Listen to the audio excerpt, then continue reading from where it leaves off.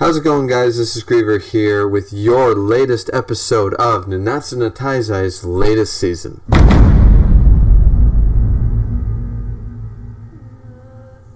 Now, this is episode 14, guys. That's right, episode 14. I can't believe we've done 14 episodes of this.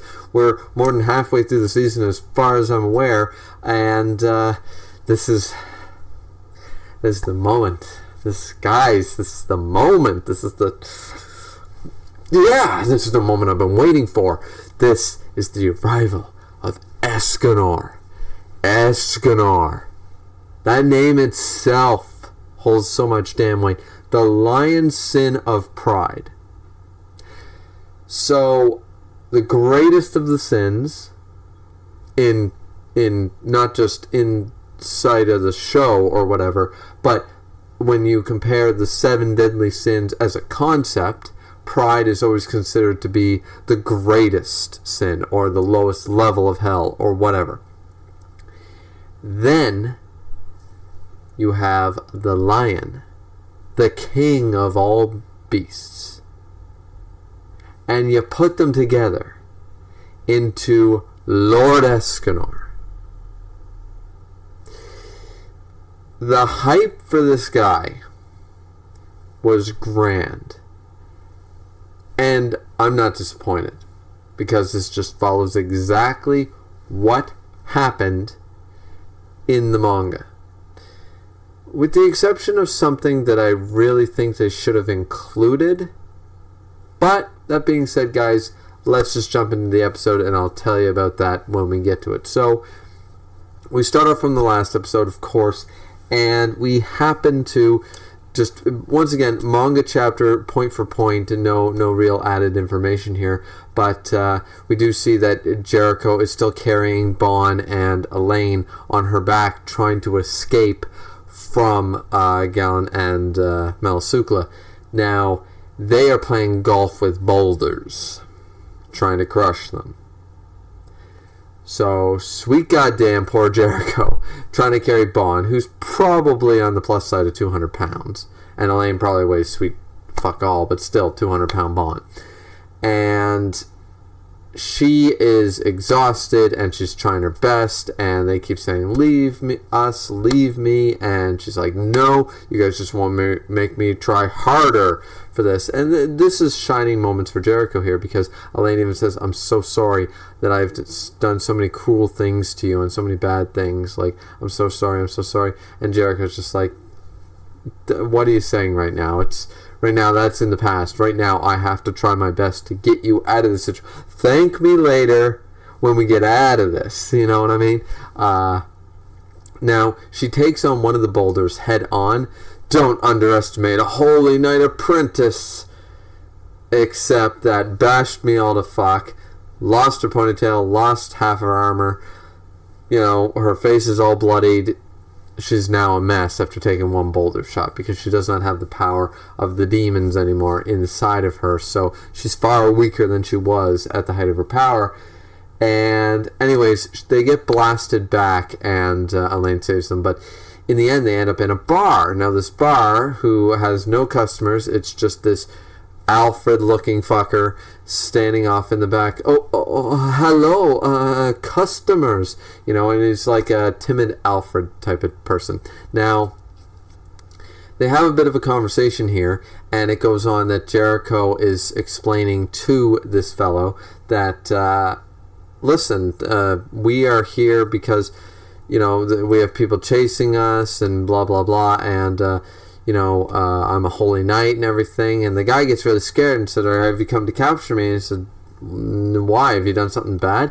And explains that the crimes against the 7 deadly sins have been lifted, and now, you know, they're fine. They're heroes of the country. They're heroes of Leonis. They're heroes of Camelot. They're heroes all around.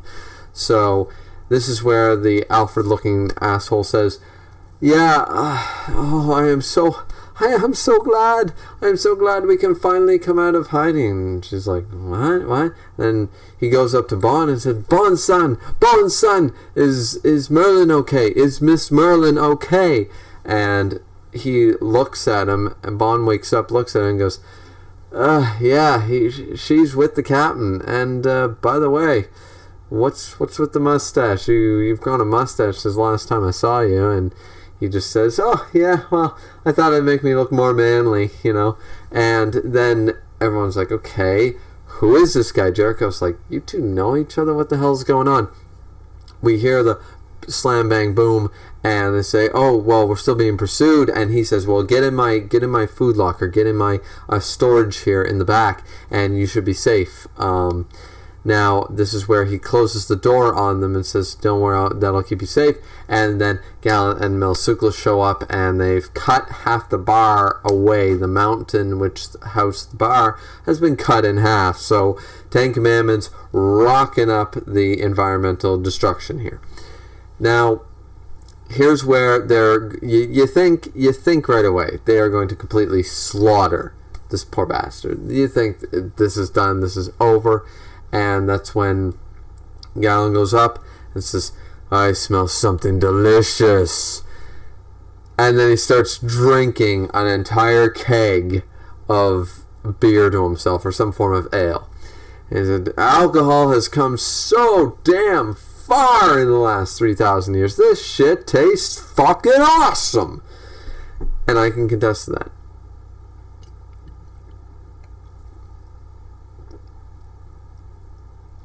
Yeah, I wasn't alive 3,000 years ago, but I can guarantee you nothing 3,000 years ago tasted like this. Even the piss water of today, even the bad brands, I mean, that's all based on opinion, guys, and taste buds, and I understand that. I do. I get it. However, can we all agree that Wildcat is shitty? Can we all agree on that? Or that barking squirrel, rolling squirrel, whatever the hell brand of beer that is. Can we all agree that's shitty? That is probably better than the swill they drank 3,000 years ago. So I could fully, as a drinker, I can get where he's coming from. This is where Gallon goes way above a lot of the other bad guys and a lot of the other characters in my tier of favorites. Only for the sole reason. His power's simple, his commandment's simple. He's just an old demon just doing his shit. He's powerful as hell, and he loves beer, and he can appreciate that. Yeah, the best beer we drank back then was shit, and this is awesome. So, and I can understand that. I can contest that. Yeah. So, anyways, that being said, guys, he is getting drunk. He's getting wasted. He's getting himself white girl wasted. And then he tells Milsukla to drink up, like she's being too much of a hard ass, and she drinks it, and then she just gets totally liquored at the same time. Now, this is where she explains that one of these is her favorite, and the Alfred-looking bartender says, yeah, well, this is actually very popular among women because of its apple flavor and all this stuff. It's thick and sweet and that kind of idea. And she says, well, you seem to know an awful lot about it. He's like, well, I am the keeper of the bar. Like, I am a bartender. It's kind of my job to know about this. And she just screams, you pass! Even after we eliminate all the humans, I'm keeping you alive. I'm like, sweet deal. Like, honestly, sweet deal. If you get to stay alive and basically nothing changes for you, like, literally they want him to stay alive, from what I gather, to do what he's already been doing. This is a dude living in a random mountain cave away from everybody. What would really change for him? He might even get better digs, you know? Probably better imports too, because the demons would be like, oh, what's the best import in the country? And be like, oh, well, it's this sweet Vanya ale. Got it, Vanya. Gonna go steal their shit. And the demons would eradicate Vanya, take their recipe, be like, here, do this. So really, best gig you could hope for. But of course, that does not happen. No, that does not happen. He says, really? Eradicate the human race? What? And that's when they say, yeah, we are part of the elite demon clan. We are, at the height of all clans. We are the Ten Commandments. And we know that you are housing the people behind that door. The guy who punched me in the face, the fairy girl who's revived from the dead, and the human wench who has threatened us are all behind that door. But killing them would be too easy. And that ale has made me feel really good. I love my ale. So it's time for Gallon Game! And we think, okay, well, what's going on here? Now, this is where it's stated that the Alfred guy's like, okay, a game? Really? And if you win, I'll let you all go. And it's like, okay, cards, dice, territory capture, I'm very good at, I'm shitty in fights, but I know how to play. I know how to play bar games. Let's do this. And Gallon's game. Who is Gallon of Truth, can never go back on his word. Can't. Because the truth commandment will turn you to stone, as we've already previously seen. If you lie in the face of truth, you will. And no, not that truth. Jesus. Well, actually, if you lie in front of that, I don't know. If you lie in front of that truth, what happens? Either way, you're paying the price. You look that dude in the mouth. But anyways, guys, that being said, we get the fact that the game is simple. Neither one of them can flee or retreat or abandon the game. Each of them takes a turn, smacking the other in the face. Whoever dies first loses. Yeah,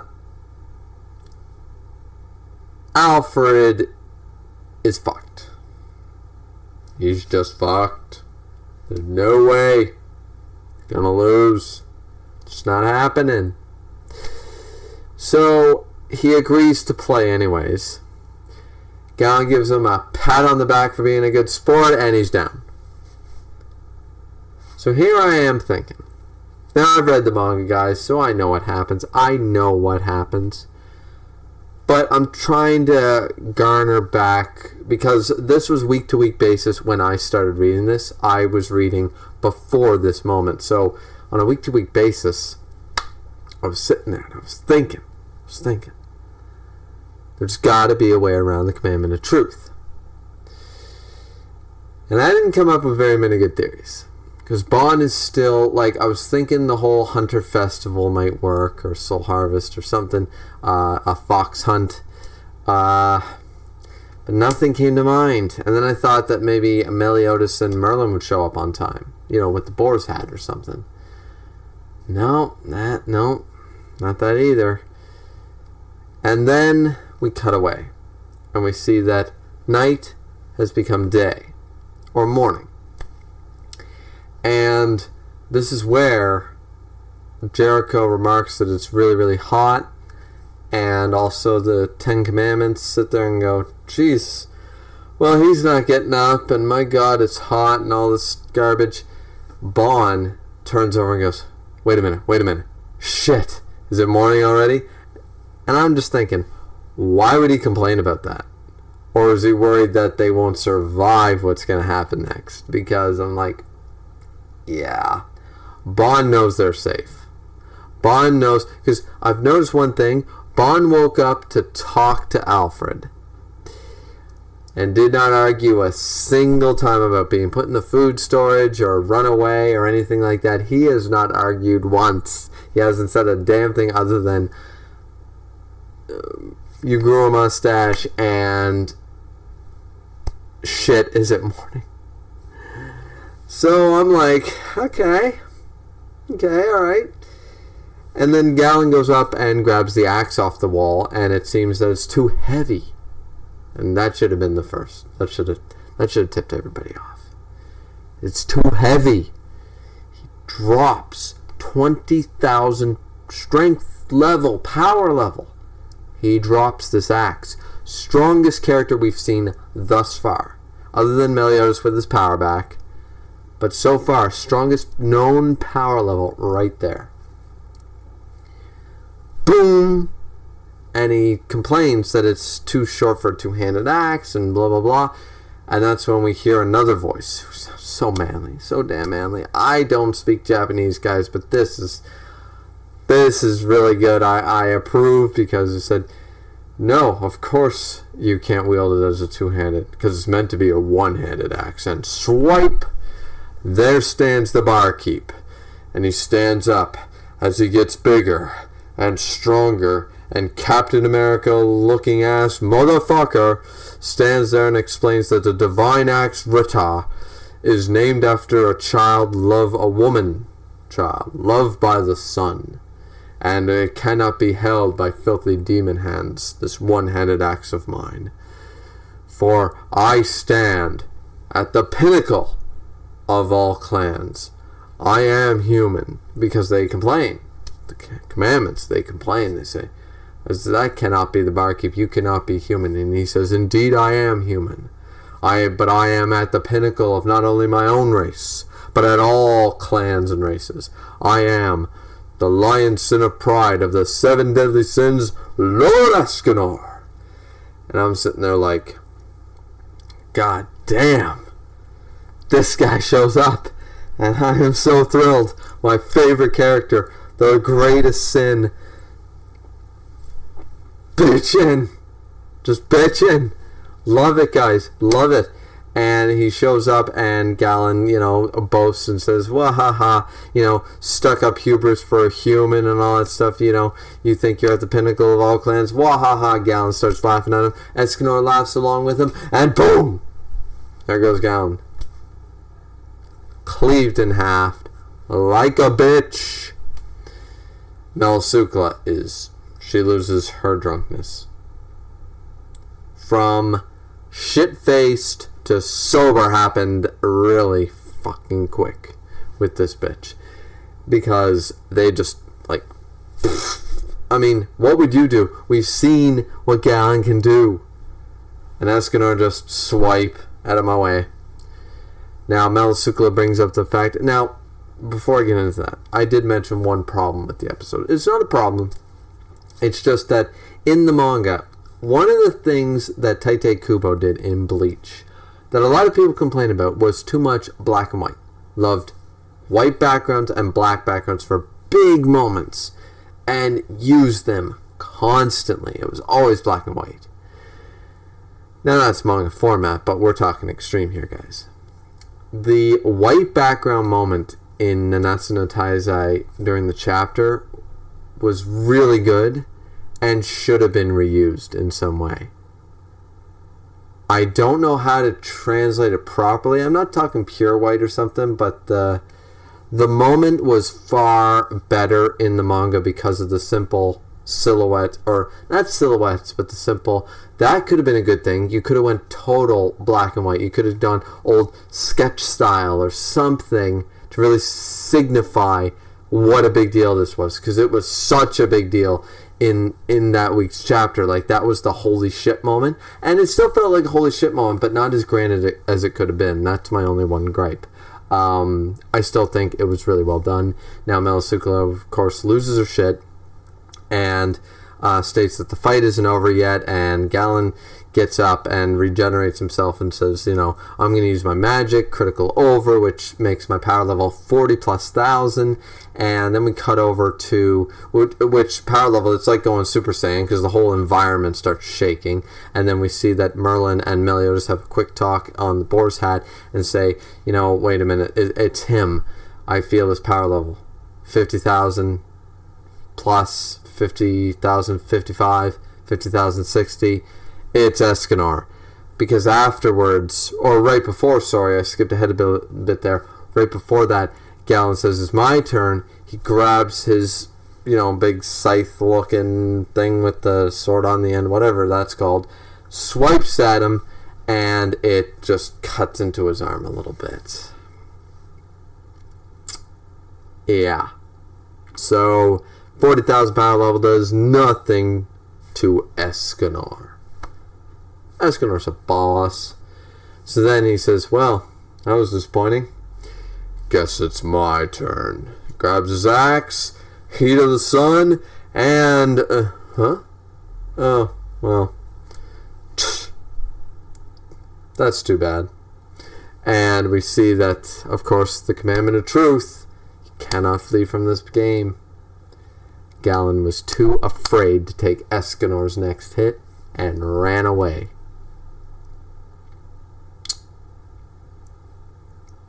Yeah. Guys, this is how we are introduced to a badass character. This is how you do it. Escanor has so much hype because of this one thing, this one battle he's had. From his introduction to this battle with these two, it was like, okay, OP is shit, but you love it. You love it. It doesn't matter how OP it seems at the time because it's just so epic that you don't give a shit. It's like Shanks showing up in One Piece and be like, okay, listen, I don't care how many super powerful characters here, admirals, Yonko, friggin', whatever, warlord factors. Alright, I'm ending this war. This arc is over. Fight me. Blackbeard? Whitebeard? Oh shit, you're dead. Sengoku? Garp? Anybody? Mihawk? Oh yeah, you left. We'll drink later, buddy. Yeah, no one fought him. No one took on basically 10 dudes. 10 dudes in an entire war of all the main characters of One Piece, and they all stopped their shit. That's OP as fuck. Nobody gives a shit because Shanks is that cool. Escanor, same idea. Shows up. Fuck power levels. I'm OP. And then that's the end. And it's so great. Now, the rest of the episode goes on. We see, and the rest of the episode is whatever. Like, that was the highlight of the episode. So, Melisukla, like Escanor says, I'm a feminist at heart. So, you have this opportunity. Either flee or die. That's your options. Now, Melisukla is like, I'm going to kill you. And she takes him into the dark cocoon and tries to take his soul the same way. And actually succeeds. Takes his soul, eats it. It burns her from the inside out.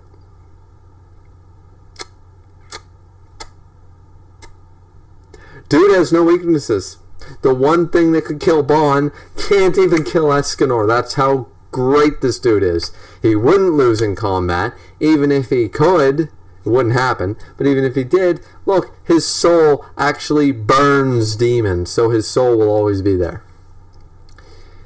And not just a demon. This is a Ten Commandment who eats a lot of souls. That's her thing. She dark cocoons and eats souls. So that's like, what? And then he's like, my magical power, sunshine. Like, so Escanor's badass. So Melisukla's gone, so defeated 2 commandments in one fight. Like, what? What? Like, Gallon's done for certain. But, like, seriously? Dude's so cool. Anyways, I'm going to stop fangirling over here about it. I'm not going to call it fanboying because it's total fangirling. I will have Escanor's babies one day. I mean, that's just a fact. Like, if I had that opportunity, guys, I think that's the point I would reach. That's my limit there. That's the border I would cross. The line that would be crossed at that point. Anyways, he goes on to tell Bon, like, alright, it's almost noon, we got a lot to talk about, but wait here, I got a ditch.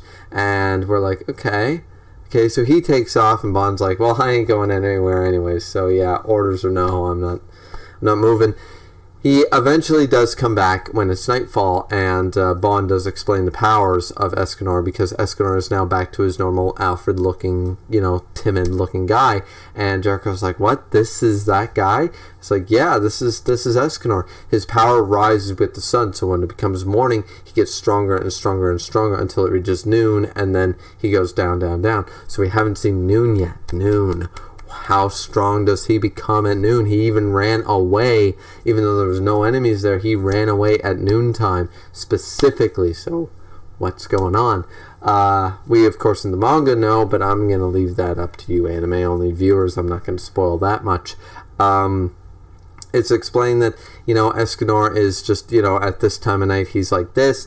you know, his powers explained pretty well, and then they go on to say that they're going to go, basically, it's time to kind of reunite with the Sins and that kind of stuff. They got one last thing to do for the bar, you know, my gluttony or whatever, and my sweet gluttony, sorry, that's the name of the bar. One last bar order to accomplish. Please help me, Bond, and stuff like that. And then at the very end, we see that Oslo has brought Harlequin, or King, to the same location, and, you know, and Elaine and Harlequin reunite right there. End of the episode. They stare at each other, brother, sister, you know, Elaine, whatever. And that's the end of the episode, guys. So that was episode 14, guys. What did you guys think? I know it was a bit longer, but I had to fangirl over Escanor. He's my favorite character, and I was just so hyped, and I wanted to drone on so much.